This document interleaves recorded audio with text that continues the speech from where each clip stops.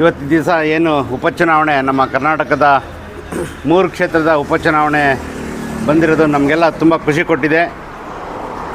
ಏನಿವತ್ತು ನಮ್ಮ ಕಾಂಗ್ರೆಸ್ ಪರವಾಗಿ 3 ಕ್ಷೇತ್ರದ್ದು ಗೆಲುವು ಸಾಧಿಸಿದ್ದಾರೆ ಅಭ್ಯರ್ಥಿಗಳು.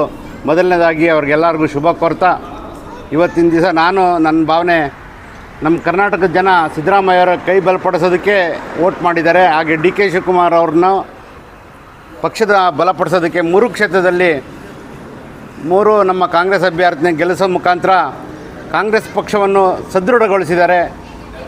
ಇದಕ್ಕೆ ನಾನು ನಮ್ಮ ಶಿರಾ ತಾಲೂಕು ಎಲ್ಲ ಸಮಸ್ತ ಕಾಂಗ್ರೆಸ್ ಕಾರ್ಯಕರ್ತರ ಪರವಾಗಿ ನಮ್ಮ ಮತದಾರರಿಗೆ ನಾನು ಕೃತಜ್ಞತೆ ಹೇಳೋದಕ್ಕೆ ಬಯಸ್ತೇನೆ.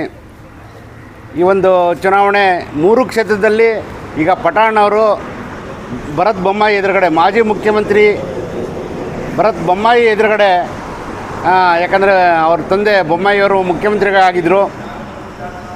ಅಂಥವ್ರ ಎದುರುಗಡೆ ಒಬ್ಬ ಪಠಾಣ್ ಸಾಮಾನ್ಯ ಕಾರ್ಯಕರ್ತರು, ನಮ್ಮ ಕಾಂಗ್ರೆಸ್ ಕಾರ್ಯಕರ್ತರು ಗೆದ್ದಿದ್ದಾರೆ ಅಂದರೆ ಅದು ನಿಜಕ್ಕೂ ಕೂಡ ಹೆಮ್ಮೆ ಥರ ಅಂಥ ವಿಚಾರ. ಚನ್ನಪಟ್ಟಣದಲ್ಲಿ ನಿಮಗೆಲ್ರಿಗೂ ಗೊತ್ತಿರೋ ಅಂಥದ್ದೇ, ಇಡೀ ಕೇಂದ್ರ ಸರ್ಕಾರ ಅಲ್ಲಿ ಠಿಕಾಣಿ ಹೂಡಿ ಯೋಗೇಶ್ವರ್ ಅವ್ರನ್ನ ಸೋಲಿಸಲೇಬೇಕು ಅಂತೇಳಿ ಪಣ ತೊಟ್ಟು, ಇದೇ ಏನು ಮಾಜಿ ಮುಖ್ಯಮಂತ್ರಿ ಅವ್ರ ಮಗನಾದ ನಿಖಿಲ್ ಅವ್ರನ್ನ ಇದು ಮಾಡಿತ್ತು. ಆದರೂ ಕೂಡ ಅದು ಸಾಧ್ಯ ಆಗದೆ ಒಳ್ಳೆ ಲೀಡಿಂಗಲ್ಲಿ ಇವತ್ತು ಕಾಂಗ್ರೆಸ್ ಪಕ್ಷನ ಯೋಗೇಶ್ವರ್ ಅವ್ರನ್ನ ಗೆಲ್ಲಿಸಿದೆ.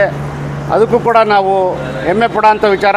ಇನ್ನೇನು ಸಂಡೂರಲ್ಲಿ ನಮ್ಮ ಹೆಣ್ಣುಮಗಳು ಅನ್ನಪೂರ್ಣ ಅವ್ರಿಗೂ ಕೂಡ ಒಳ್ಳೆಯ ಲೀಡಿಂಗಲ್ಲಿ ಕಾಂಗ್ರೆಸ್ನ ಗೆಲುವು ಮಾಡಿಕೊಟ್ಟಿದೆ ಮತದಾರರು. ಹಾಗಾಗಿ ಈ ಒಂದು ಸಂಭ್ರಮದಲ್ಲಿ ನಾವೆಲ್ಲ ಭಾಗವಹಿಸಿದ್ದೀವಿ. ಈ ಖುಷಿ ನಮಗೆ ಮುಂದಿನ ಚುನಾವಣೆವರೆಗೂ ಇರಲಿ.